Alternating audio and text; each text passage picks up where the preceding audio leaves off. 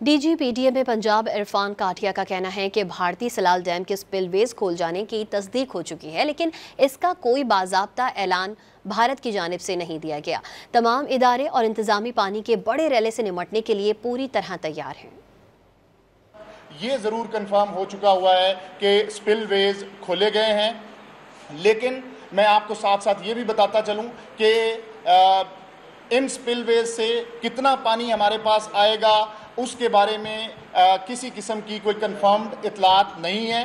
तो ये जो सलाल डैम है ये 2,10,000 एकड़ फीट का एक डैम है, जिसकी जो टोटल डिस्टेंस है from the Marala dam, Marala headwork, that is 78 kilometres.